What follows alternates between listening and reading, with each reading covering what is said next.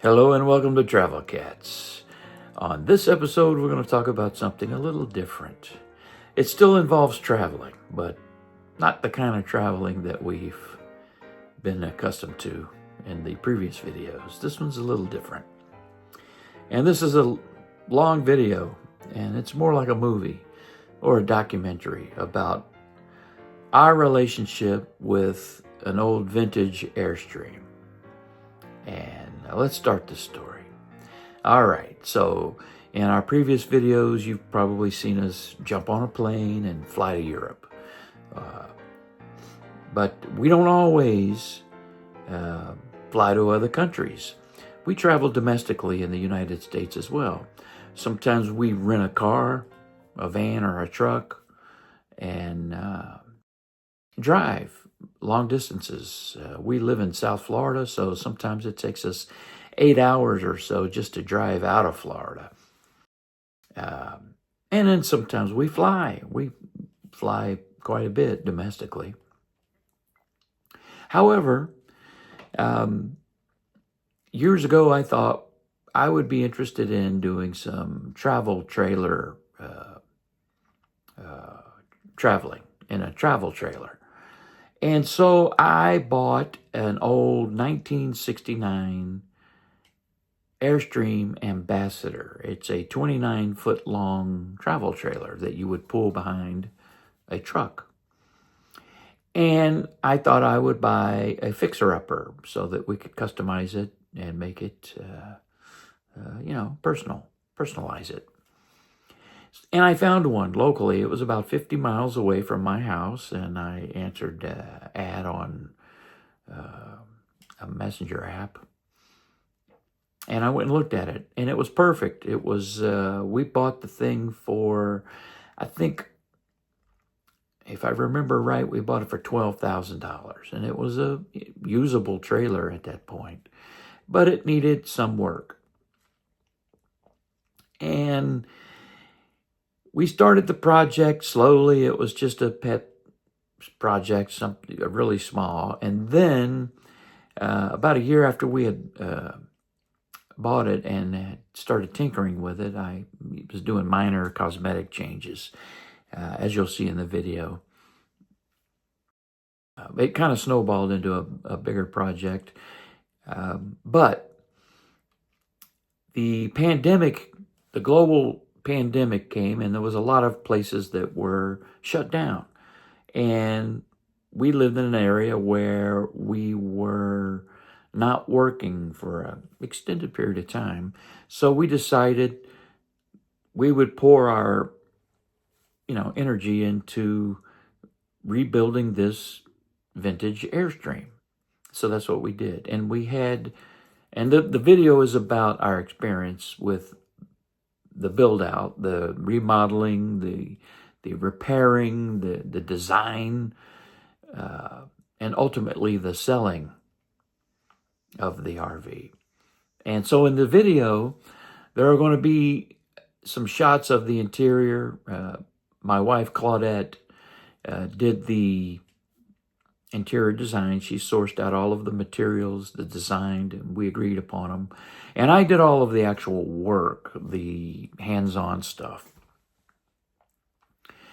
So you're going to see a lot of the hands-on repairing and modification stuff in the video, but we thought we would add it to the channel because it is a form of travel that we are going to do more of. However, during the process, we learned something very important as far as how traveling in an RV would relate to the style of traveling that we wanted to do. And ultimately, we decided that pulling a 29-foot RV behind a truck is not what we wanted to do. It has its limitations. We wanted to do something more like stealth camping and going off-road. And we wanted a vehicle that was smaller and more maneuverable so we could go into the cities and even park in parallel parking spots on Main Street, if you will, for example. And you just can't do that with a truck and a 29-foot trailer behind you. Well, you could, but it can be daunting. So we decided ultimately to sell the RV, and it turned out to be a great investment, actually. That's another story, but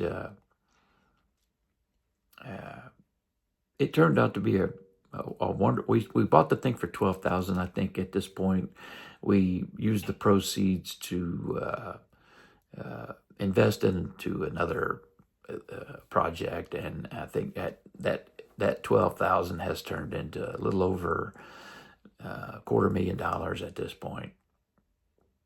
So, also at the end of the video, you'll see that where ultimately the Airstream went to. I haven't heard from the owner of the Airstream in a couple of years, and I don't know if he still has it. So if you're watching this video and you have old number 6, if you're the owner of old number 6, reach out. I'd love to find out where it's at and what you're doing with it. It was a labor of love. I will tell you that I miss it dearly, and I'd like to get it back, actually. We used to spend hours together working on it, and then in the evenings during the shutdown, we would sit out during the sun setting and watch the sunset in our little neck of the woods and have a drink and just chat and enjoy the peaceful quiet and the surrounding area that we live in, and we rather enjoyed it, and we did that countless times over the years that we had it. I think we had it just over 3 years, and we used to enjoy just sitting out on the deck in front of it, and occasionally we would spend the night in it, and but we never took it on an adventure, and the reason why is because, well, it wasn't we ultimately discovered that it wasn't the way we wanted to travel or go camping. What we really wanted to do was do, right here behind me, a Mercedes Sprinter van with a kitchen and a bedroom and a shower and all of the modern comforts of a small apartment, but you don't have to tow it. You just drive it around. It's like a small apartment on wheels. And ultimately, that's what we're going to do. Matter of fact, we're working on that now, and I'll make a video of that in the future. But without further ado, I would like to show you old number 6 and some of the experiences that we had with it.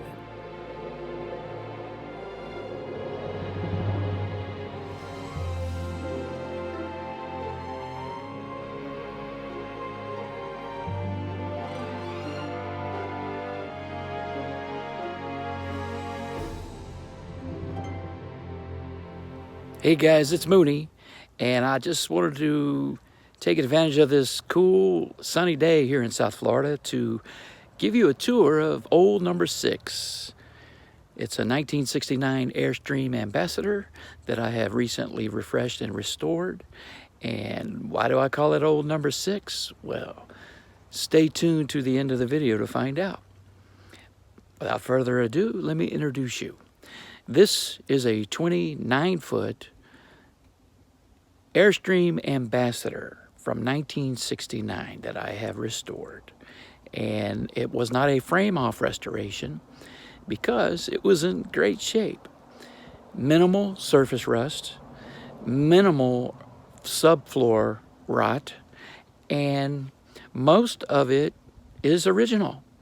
And it is on sale. It would make a fantastic tiny home, or you can drag this thing 1,000,000 more miles if you want to. It is road ready, and let's take a look inside. First, a quick outside look. The shine on it is about a 6 out of 10. Somebody that wants to make this a show quality RV could put a 10 polish on it, which would make it a mirror finish. You can't do that with the new ones. Well, you can, but it's almost pointless. They use a different aluminum these days. So anyway, without further ado, let's take a walk around. I've got it opened up, and just to let you know that it is not perfect. In other words, it is not completely all new parts. As I said, most of the parts on this Airstream are original. So let's take a look.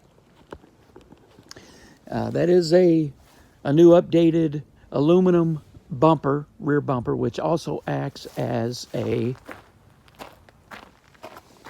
storage compartment for your sewer components, or your what they call the stinky slinky. There is a compartment in the back here with all the plumbing that has been refreshed.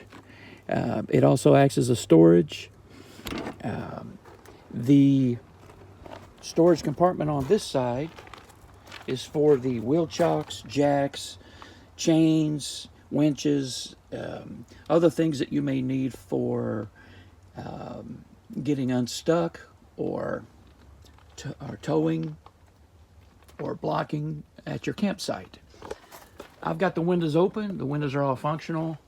The seals are perfect. There are no leaks whatsoever on this Airstream. The wiring, I have rewired this. It is all 110 volt, and it is running on a 50 amp service with two 110 volt or one 220 volt circuit. And the 12 volts are not operating, other than the 12 volts that come from the trailer hitch to run all of the running lights, the stop lights, the turn signals, that sort of thing. Anyway, custom rock guard, custom rock shield, fresh paint. It's in a sage green color. There is no freshwater tank in this RV. It is a black tank only RV. So that means it is set up for long-term camping or to be a tiny house that is connected to shore power, which means water and electricity. I don't know if the sun's, let's get out of here. The sun's kind of bright over here. Anyway, you can see baby moons. This is the panel that exposes the back side of the refrigerator if you need to service the refrigerator. Moving along, this is the panel for accessing the water heater, which has been rebuilt and has a brand new heating element and provides very hot water. I don't have the back window open, but it opens just fine. I was thinking about putting a solar panel here and putting solar in this, but maybe the next owner may do the investment of some lithium batteries and running it so that you can stay off grid a long time. So let's go inside and take a look. Okay, what we have here is a brand new sleeper sofa that folds out into a queen size bed. That was a $3,000 custom made sleeper sofa that has bolsters, pillows, and I will show you how to operate it. The way it works is you fold down that table and it folds out to about right here, which means you can still go in the door with the mattress, with the bed folded completely out. All right, let's go inside. You can see there's a TV, and the TV is on a swivel, so you can watch it from the couch or while you're laying in bed. All the curtains are custom, brand new curtains, brand new light fixtures, brand new wall fixture. Those are just some old transistor radios that look good sitting up in that shelf. You don't have to keep them. You can change them to anything, books or whatever. This is a sound bar, and it is brand new, and it is very loud. The side channel speakers are behind the original speaker grills, and the subwoofer is behind the couch. This thing is more than adequate for this RV, and it sounds fantastic. Again, new curtains, new Bally blinds. The wood in this RV is all the same, matching wood. Walnut, dark walnut. That was a window. It is now a solid panel because that window was paneled over because of leaking. And what happened was, before I restored it, this window was leaking. And you'll see in a different video. This one was not. It leaked before, but somebody did a patch and did away with the glass, which was a good idea because I didn't like those little stack windows anyway. I like more privacy. But hey, if you want to add those windows later on, feel free. I did do a custom rug, a custom ottoman that acts as a storage unit if you're so inclined to use it. Cool little table. TV remote, soundbar remote, overhead auxiliary lighting remote that changes color. We'll talk about that later. Again, the walnut single-legged table that folds down, and we'll show you that here in a bit. Custom chair, a custom pinto throw, and a pillow. Again, that's a new Roku TV that swivels. And when we travel, you take it off the swivel, and hope I don't get a copyright strike. Anyway, custom art, and then you can see above, I don't know if the camera's going to let you see it, but there is custom lighting above the cabinets. And the cabinets have all been outfitted with brushed brass handles, and there's some accessories in this cabinet, spare parts and accessories. Here's a cabinet that has looks like a sandwich maker and some coffee cups, which are going to go with the RV. Custom curtains in the kitchen, brand new dishes, still have the price tag on some of them. Tons of storage in this thing. This thing comes with a crock pot, pressure cooker, a pot if you want it, and a big storage compartment. It also comes with a fire extinguisher, the 30 to 50 amp, or the other way, the 50 to 30, whichever way, adapter, the tow hitch lock, and some extra awning straps. A brand new single burner inductive cooktop, if you're so inclined, comes with the trailer,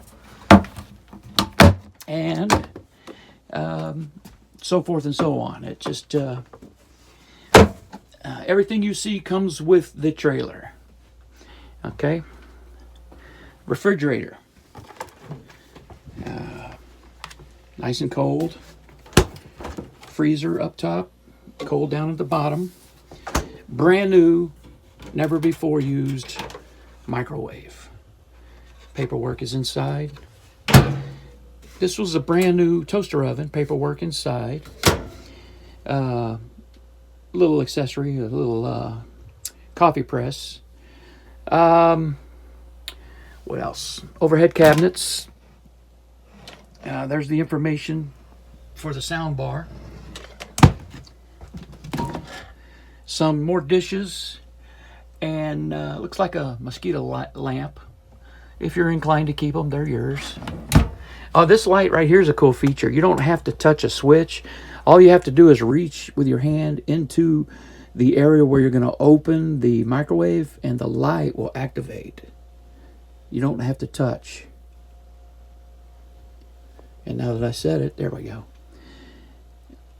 Let's see what we got down here. Storage. Pots.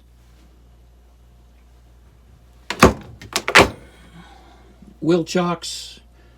Tupperware.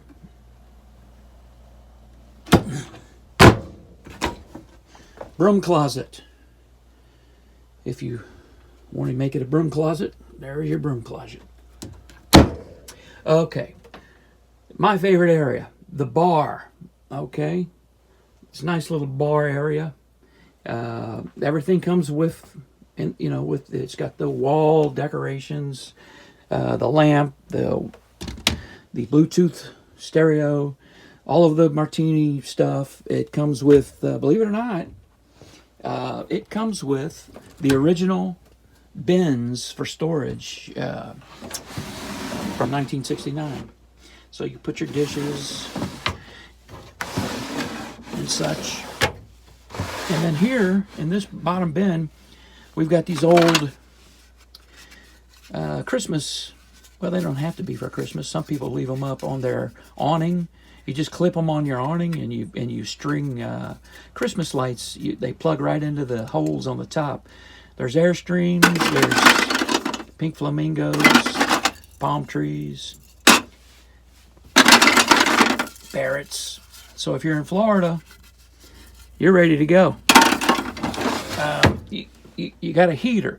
The brand new air conditioner on this thing is fantastic, but it does not have a heating capability. So this is your heater. We have used this heater in 30-degree weather.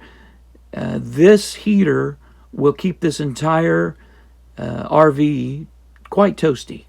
And it's just a 110, 1500 watt. It's not very big, and you wouldn't think it would do the job, but it does. Okay. In this drawer, we have all of the material swatches that go along with the curtains, the couch, the chair, various other things, the speaker grill, if you're inclined. So if you need to do a fabric swatch to go to the fabric store for color or paint or whatever, they're in here. Also, all of the old original hardware is here. Believe it or not, this RV came with the chrome hardware. The hinges on all of the cabinets were chrome. The knobs were all chrome, and I didn't like it, so I've switched everything to brushed brass. That's the cabinet handle. This is the curtain rod holder.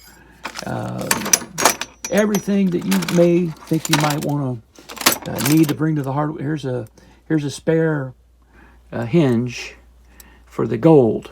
Also, I've got some gas struts in here, extra gas struts for the front stone guard in case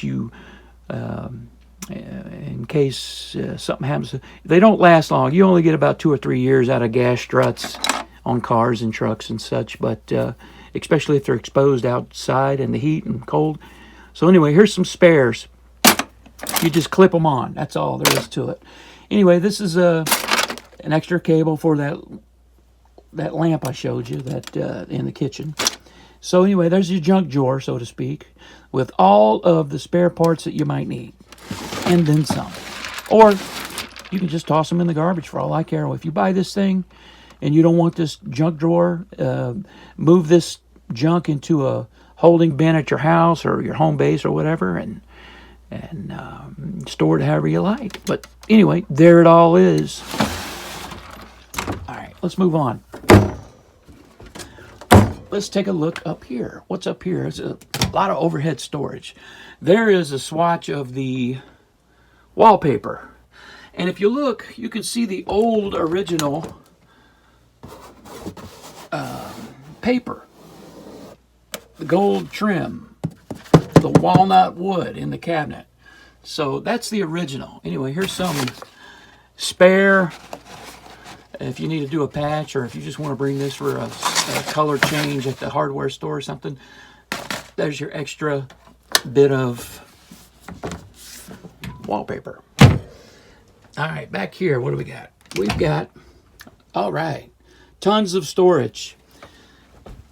If you're into it, we're going to leave that. It came with the trailer. It's the croquet set. So if you're out camping and you want to play croquet, good on you. Mirror, TV trays, so that if you do not want to use the table in the dining area, you can use the TV trays. Spare pillow. Spare pillow. Here's your closet for hanging clothes. There's an ironing board. And there are extra cushions for an Adirondack chair or a lawn chair of your choosing once you purchase one. Anyway, they're brand new. All right, now this is one of my favorite areas right here. This is just this little reading nook, and I could spend hours just lounging here and having a beer, sipping on a beer, maybe eating some tacos or whatever. But I love this little area. It's so inviting. Let's look around. The window's open. It has brand new Bally blinds in the dark walnut, brand new upholstery. And by the way, this folds out. You can use it as a single, but it folds out into a full size bed for 2 people. So this thing sleeps 4 people very comfortably. And in case you need a little bit more softer, then you just go down here to these storage bins down here, and there is foam down there for you. Let's see what else we got. Tons of storage. Tons and tons of storage. Oh, I gotta clean that out. That ain't good. Tons of storage. Now, let's go to the bathroom. Custom mirror, kind of a weird shape, but it's from '69. It's walnut. Anyway. All right. Got a custom wood and mirror accents in your little bathroom here. New fixturing in the gold. The bathtub, shower, gold fixtures. I don't know if the camera's picking up this tile, but that custom tile in the shower. Also, we've got your compartment for your hot water heater, some new towels, and this is your hot water switch, your hot water heater switch if you want to turn it on, and some more of that really cool bathroom tile here in the bathroom. You've got a swing out mirror that is a magnifier, so if you need to do your hair or shave or whatever. We've put in some little, accessory bags. They come with the trailer. There's a couple there. They haven't even been unwrapped yet, but okay. The old speaker grill. There are no speakers behind those. We removed them, so they're just decorative. Wood here. You could put a mirror here if you want. Another speaker grill, and custom curtains. They're privacy curtains. They let in a little bit of light, but you can't see through them. It blocks a silhouette. And if you want, you can remove this whole curtain and open it up. That's up to you, whatever you want to do. Anyway, this is old number 6. Now, I told you why. Oh, and by the way, the rugs all go with the trailer. Everything goes with the trailer.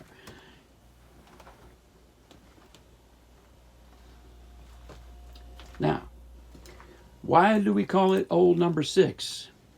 Well, the couple that I bought it from had this number 6 right out here by the front door, and it was the address of the unit that they were parked at, and the slip they were parked in for a long time. And she asked me to leave that on there, and I promised her I would. So I left it up there. You don't have to leave it up there. It's a peel and stick. Just pull it off and clean it if you want. But it's old number 6 to me. All right. What haven't I covered? Oh, the deck. You're probably wondering, if you want the deck, I will help you disassemble it and load it into your truck. It is yours. The chairs are yours. The awning. Let's talk about the awning. The awning is not original.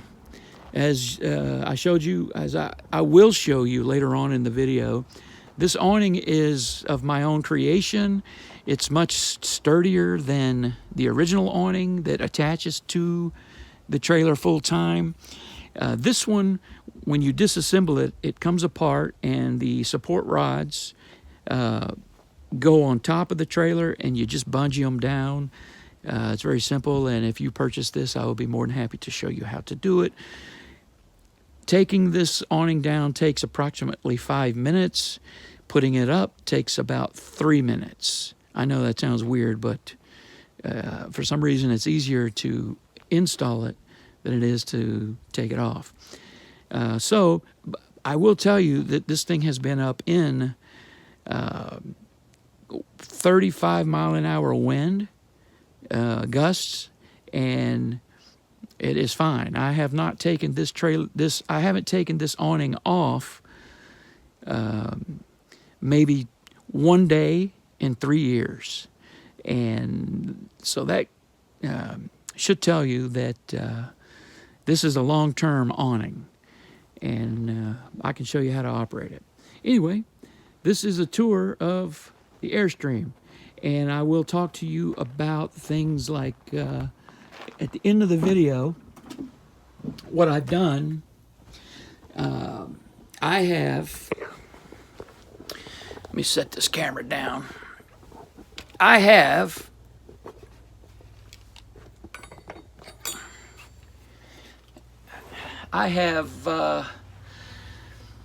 replaced and patched some of the subfloor.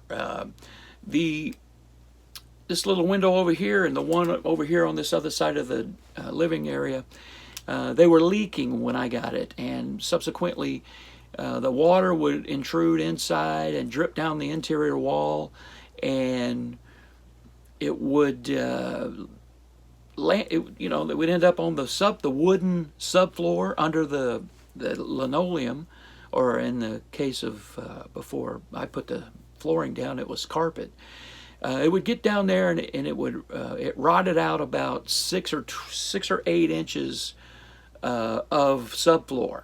And so instead of taking the whole trailer off of the frame, I did a subfloor inspection. I removed parts of the belly pan and visually inspected the subfloor. Okay, just doing some subfloor repairing. I'm going to do some patching instead of replacing this whole piece right here. The guys that had this thing before us had a platform here in this front of the RV with a bed on it. It was like a raised 4-inch platform, but we don't like that, so we're going to extend the flooring, and we're going to put a pull-out sofa bed and a couple of chairs here. So as you can see, I've already done some patching. A little piece of patch over there with some rot, a little patch over here on this side because of some rot, and I got one more little piece up there to do in the front, and that's just because whoever had it before us, they just didn't do the proper maintenance. Every year you need to seal, especially in South Florida. You need to get out there and seal every little rivet and crack and everything. And it's an ongoing thing. So anyway, if you don't seal your trailer, you're going to get subfloor rot, because that water comes on the inside of the walls, on the inside of the interior walls, and comes down to the subfloor, and it's made out of wood, so it's going to rot. So you'll be doing what I'm doing now. Anyway, stay tuned. These Airstreams are notorious for having leaks in the bathroom area. This one was unusual. It did not have a tremendous amount of wood rot, subfloor wood rot in the bathroom. So I repaired I did some patches, and I did some new plumbing on this RV. There was some plumbing issues. I did new electrical wiring. This is no longer a 12-volt trailer. The exterior traveling lights are 12 volt, but there are no 12 volt power sources on the inside. It is all 110 and 220 now. And we did a custom exterior paint on the pinstripes only and the wheels, and you saw the propane tanks. It's just, I think it's a lovely color. I guess we could have gone and put in those rubber inserts all the way around, those blue and red inserts, but those things are problematic. They fall out, they buckle, they wrinkle, they tear, they discolor. So I wasn't going for that blue and red look anyway. I'm not trying to make this thing like back to original. I'm making it, in many respects, it's better than original. Well, I just wanted to see what this color would look like on this Airstream, because the trim needs to be painted back. But that's the color we're going to go for. We're going to try it anyway. But we didn't powder coat it, we just rattle canned it. And that's the way it basically looked before. And we got the baby moon hubcaps coming to cover the wheel cap and the lug nuts. So anyway, I'm going to prime this one, and it took some elbow grease, I ain't gonna lie. I used some sandpaper, a sand block. I used a drill with a sanding wheel on it, and I got it so it's got some teeth on it, and it'll take primer and paint. So anyway, let me show you what it's going on. It's going on a 1969 Airstream Ambassador that I'm refurbishing. Not restoring, it's going to be a resto mod, but the trim is going to be in a kind of a green, sage green, and I'm going to leave the bottom skirt black, get the awning that matches this green color, and actually I think I'm going to do a stone guard here with the green accents on it, and that's it. Put the baby moons on these wheels, and one of the paint lines on the 69 Airstream Ambassador refurb. Right here, this little edge. Yeah. 69 Airstream Ambassador. Me and Eddie getting it. I'm gonna pull the lines right here. You got that? Is there? Boom. Paint some lines on this thing. Look at these wheels. That's all rattle can. That ain't powder coated. Look at that line. That line is gonna look great. Yeah.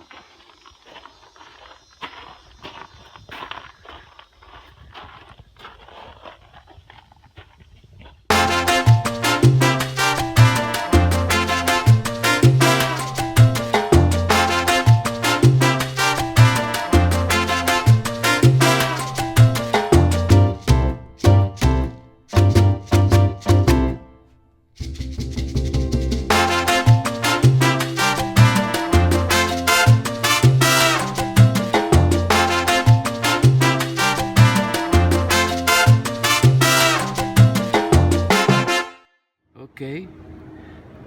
Today's Airstream hack is making accessories for the awning rail on the top of the Airstream. There's a little, some people call it a C channel, but as you can see right here, it's a little C-shaped channel that goes all the way down, and typically what is going to go in there is the spline of an awning all the way down, and then the awning hangs this way.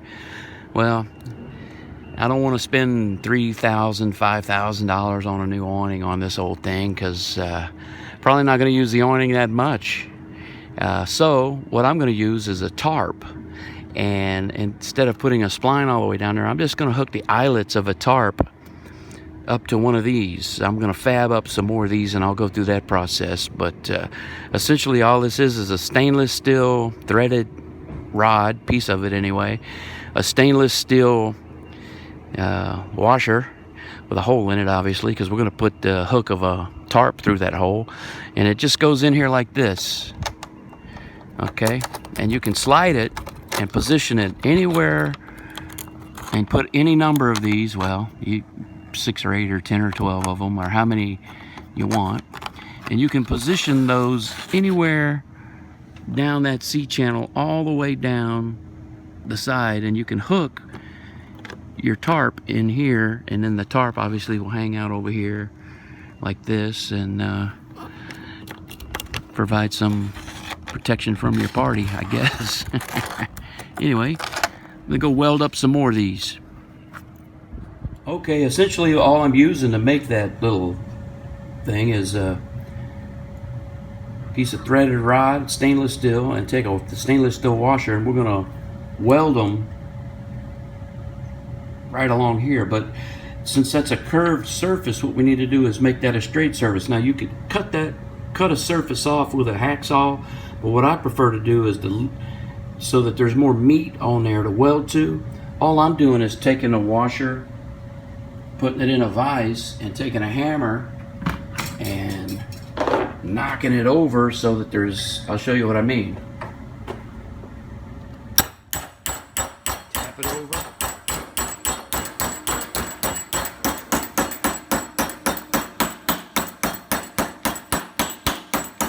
Now you got a flat surface you can weld to on this washer.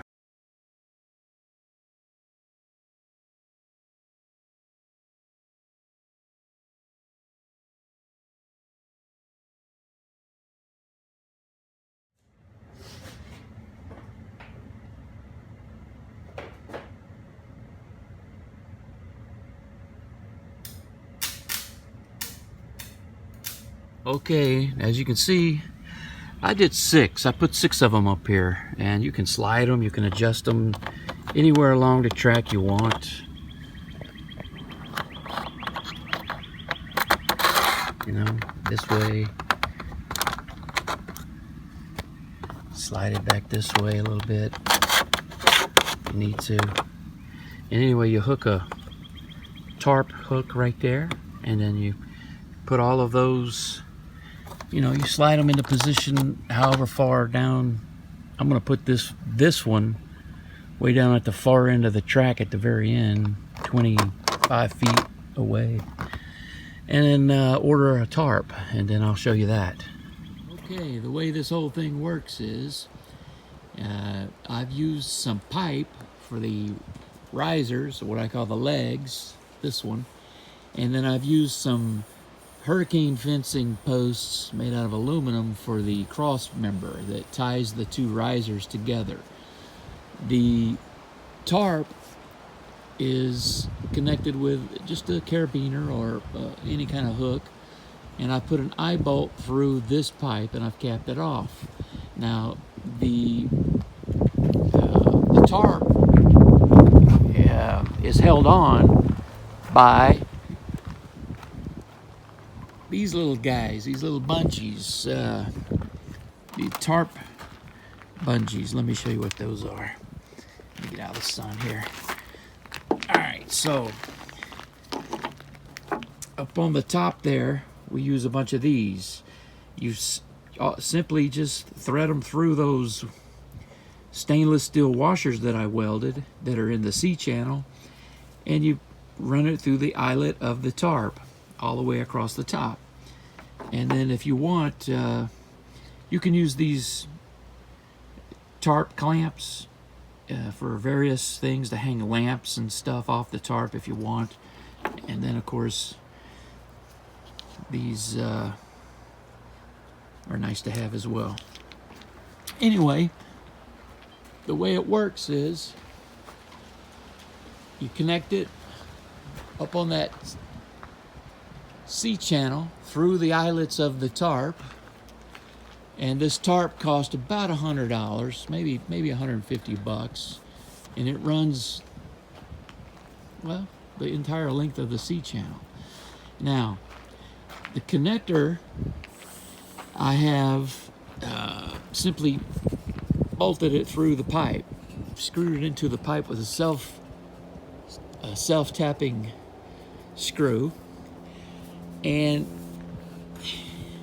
the cross beam is basically two pieces of the upper rail of hurricane fencing, and it joins in the center, and then this joint comes apart.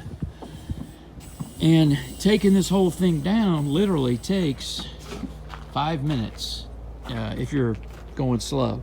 Now down at the bottom, I have fabbed up a base plate for the riser to go into, or leg, or whatever you want to call it. And I'll put the dimensions of that little base plate right here in the video. But essentially it's just let me get a better shot of it.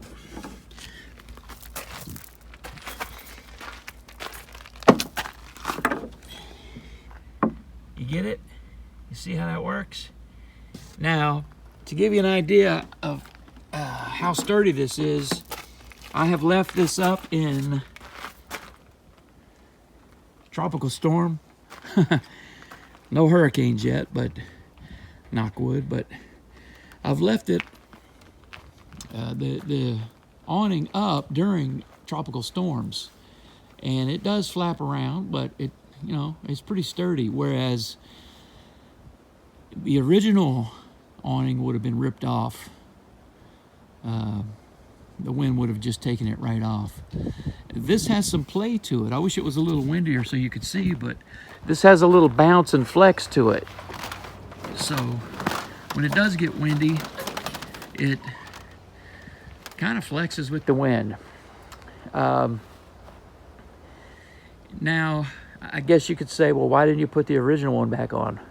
Well, good luck finding the original one. This one's, and it's it's going to be expensive to put one up as well.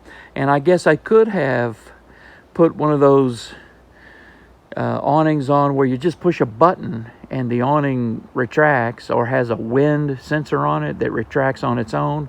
Those are great, and that's what they have on the new ones. But you know, I'm trying to keep the cost of this thing affordable. I mean, a new system like that would be somewhere around $4,000, $5,000. And if you're long-term in this, this is the way to go. This is much more sturdy than the original equipment. And if you're long-term camping, this is the way to go. And it takes a few more minutes to set up, but it's worth it if you're going to be long-terming. If you're boondocking out for a month, this is the way to go. The stock one is quicker and easier, but it's not as sturdy as this one. Trust me.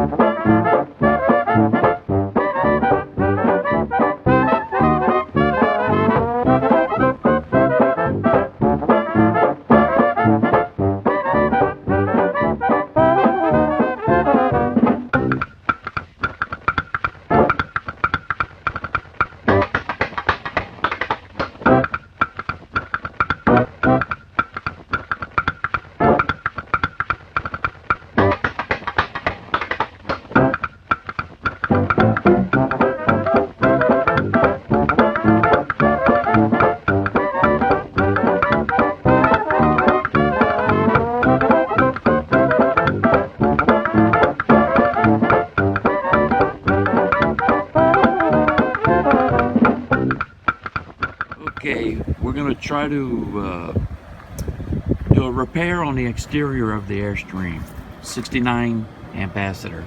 As you can see, this stack window here is cracked. Somebody tried to repair it with some sealant. It's plexiglass, it's not real glass, and it looks horrible. It's a terrible, terrible repair. And it's leaking, and subsequently the subfloor on the interior has rotted, so that's created a whole nother thing, and another project for another time. But anyway, what I'm going to do is, some people will just put a, I don't care to replace the glass. I don't want that window anyway, so I'm just going to cover it with a new aluminum skin. Someone repaired it on the other side, but what they did was, same thing happened, but what they did was they put a piece of aluminum over the window frame, and so now you've got the window frame and this piece. I'm going to do it a different way. I'm going to actually just take the frame out and cover it with a piece of aluminum, so I don't have two layers here.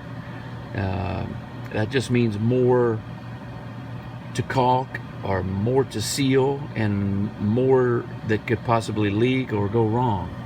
So I'm going to remove this by, first thing I'm going to do is drill out all of the rivets all the way around. Okay, I've got all the rivets drilled out, and now what I've got to do is gently pry the frame off of the outer skin of the trailer using a putty knife and a towel against the exterior so I don't scratch it. So they probably used Trimpro or Vulcum, some kind of caulk. It feels like Vulcum. It looks like Vulcum. Anyway, it's a strong adhesive, so, well, it's a sealant, but it acts as an adhesive, so it's going to take a little bit of elbow grease to get all the way around this whole window. So here we go. Okay, it didn't take much, and then I got it popped free, so I think at this point I can just work it with my hand and pull it off the frame. Pull the frame off the trailer, rather. Okay, the idea now is to, after you get all the rivets drilled out, you gotta clean up all the way around where that frame was and get all that residual sealant off. First thing I do is I use a scraper on the parts that are going to be covered and get all that off of there. And then I go back with a solvent, like mineral spirits, to get all that glue residue, that goopy residue off. Take a while, but just get you some mineral spirits, and you see where I've cleaned it versus where it's still dirty and got a bunch of goop on there. The mineral spirits takes that pretty much right off. It basically just erases it. So just go get you a can of mineral spirits from one of the big box stores and spend you a little time, do it right. Okay, after you get it all cleaned up all the way around that opening with the mineral spirits, get all that gunk off there, then you go over it with a towel, a soft towel, and some 409. Clean it up real nice, get that residual gunk off there from where you were wiping. I like 409 because it's aluminum safe. So, spray a little bit on.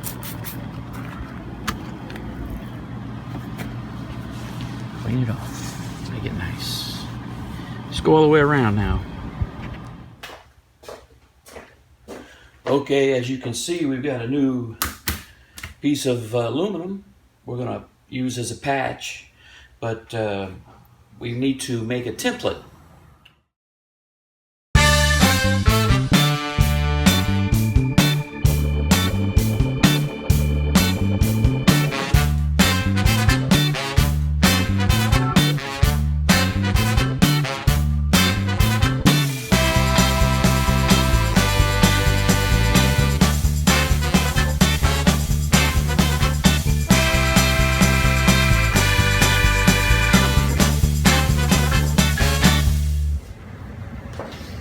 Okay, now I'm gonna cut it out using a a finer tooth saw on my jigsaw for cutting aluminum.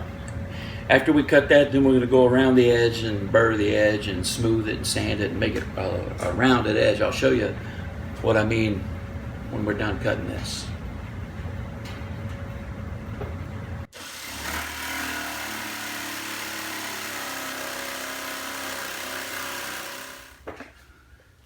Okay, I've got the shape of the frame and window cut out, and now I'm going to just make some divots where the holes are so my drill bit doesn't wander around.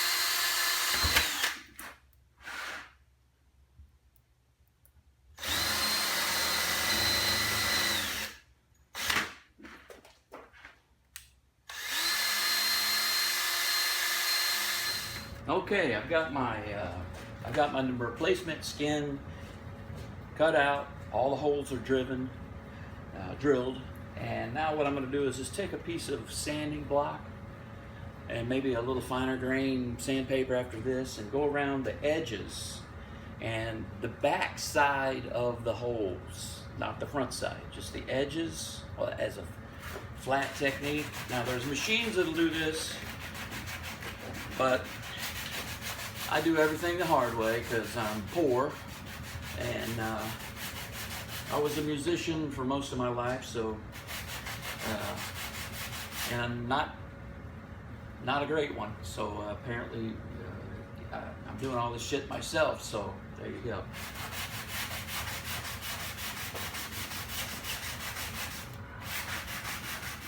Okay, at this point you can see that I have riveted the panel back on, and around the perimeter where the holes are, I have used a Vulcum sealant, and it should be good for about 25 years.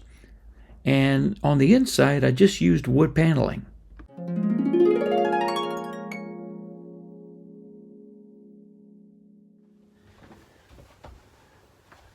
Okay, this is the process for putting the bed out. First thing I'll do is remove the cushions and the pillows.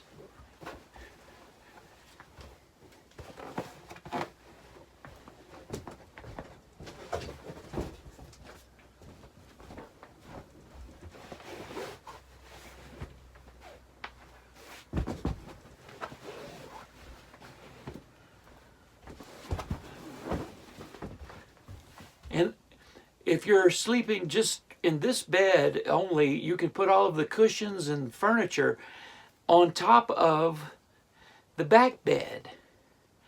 The chair, the ottoman, the little table, and all of the cushions fit right in that little reading nook.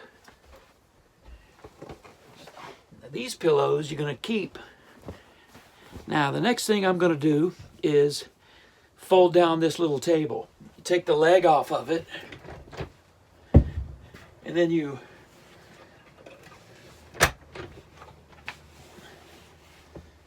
just fold it down, and then you can take the leg and put it over in the corner. Now the bed, literally with just one hand, comes right out.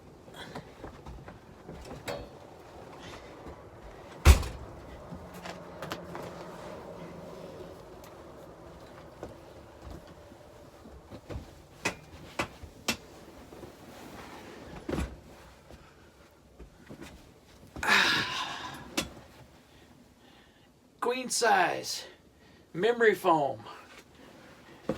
Then you just put these pillows back up at the head. Actually, you can put all the pillows back up at the head. Make a nice headboard.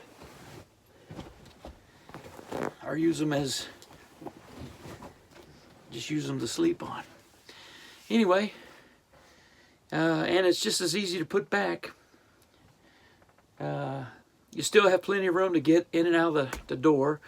And the bed is a full queen size going on here. By the way, It is a mid-century modern theme, since it is a 1969. I like that style of decor, and my wife Claudette did a fantastic job picking out all of the different textures, fabrics, prints, and she's the one responsible for all of the curtains, and I think it looks great. It came out great. Anyway, I'll put the bed back.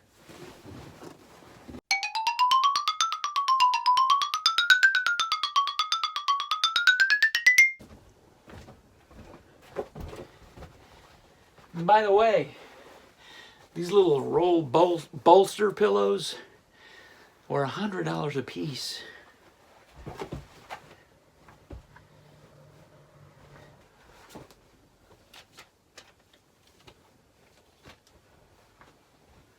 Raise the table. It just clicks right into place. You don't really need the leg, but when you start putting heavy 20-pound turkeys on here, then the leg's a good idea.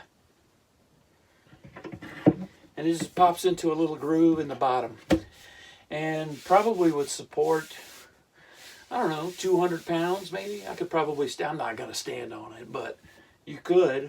Little table. Well, that does it for the fold-out sleeper sofa. Now here's a montage of the finished product.